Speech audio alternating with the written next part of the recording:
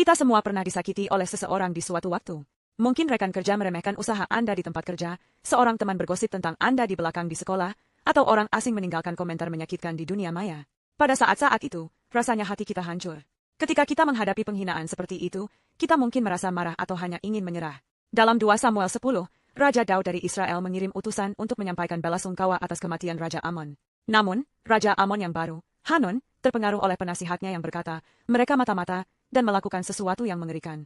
Ia mencukur setengah jenggot para utusan dan memotong pakaian mereka hingga ke paha, lalu mengusir mereka dalam keadaan setengah telanjang. Di zaman dahulu, jenggot adalah kebanggaan seorang pria. Melakukan ini seperti menginjak-injak keberadaan mereka. Ini adalah penghinaan bagi Raja Daud dan seluruh Israel. Betapa terhina dan terluka perasaan para utusan itu. Namun, Daud merawat mereka, mengizinkan mereka tinggal di Yeriho untuk pulih, memberi mereka waktu untuk sembuh dari rasa malu mereka.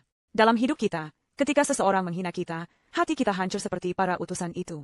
Kata Ibrani untuk penghinaan adalah herpa, yang berarti lebih dari sekadar rasa malu. Itu adalah serangan terhadap nilai diri kita. Kata ini juga digunakan ketika dosa menyerang kita, membuat kita merasa malu. Rasa malu yang kita rasakan bukan hanya emosi, itu adalah bagian dari pertempuran yang lebih besar yang mencoba menahan kita. Rasa malu para utusan menunjuk kepada Yesus. Di kayu salib, Yesus menanggung penghinaan terbesar. Pakaiannya dilucuti, mahkota duri dipakaikan, dan ia diejek oleh para prajurit. Ia memikul rasa malu kita, mengambil luka dan rasa tidak mampu kita, lalu menutupinya dengan kasih. Pengorbanan Yesus berkata kepada kita, kamu berharga. Apapun yang dunia katakan, kamu adalah anakku yang dikasihi.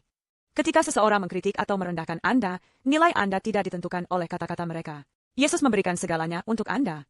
Kasihnya adalah balsam yang menyembuhkan luka kita. Jadi, cobalah ini hari ini, pikirkan saat Anda tersakiti. Serahkan penghinaan itu kepada Yesus. Dan jika Anda melihat seseorang yang sedang menderita, jadilah seperti Daud, rangkul mereka dengan kebaikan. Kata-kata hangat atau tindakan kecil dapat memulihkan martabat seseorang.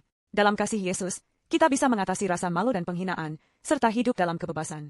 Dalam Kristus, luka kita sembuh, dan kita bisa berdiri kembali dengan baru.